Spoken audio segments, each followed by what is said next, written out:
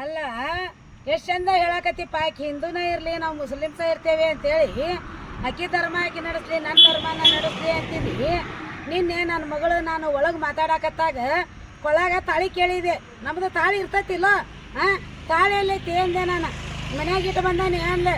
ಮನ್ಯಾಗ ಇಟ್ಟು ಬರಕಟ್ಟಿಯೋ ಏನು ತಾಳಿ ಕರೆನ ಕಟ್ಟೆ. ನಿಜ ಇದ್ರಾಕಿ ನಿನ್ನೆ ನನ್ನ ಮಗು ತೋರಿಸ್ತಿದ್ಲಿಲ್ಲೋ ಹಿಂಗೆ. ನೀನು ಇಷ್ಟು ಮೋಸ ಮಾಡಾಕತ್ತಿ ನನ್ನ ಮಗಳಿಗೆ ಎಲ್ಲೆಲ್ಲೇ ಕರ್ಕೊಂಡೋಗಿ.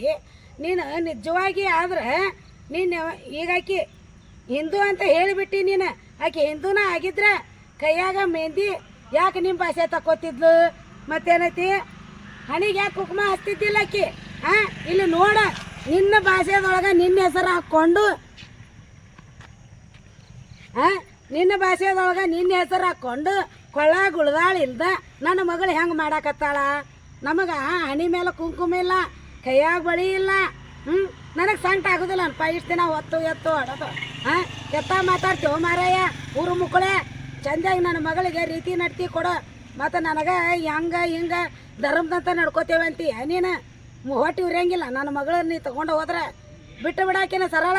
ಮತ್ತು ಎಲ್ಲಾರು ಏನು ಹಾಕ್ಯ ನೋಡ ದೇವ್ರಿಗೆ ಗೊತ್ತು.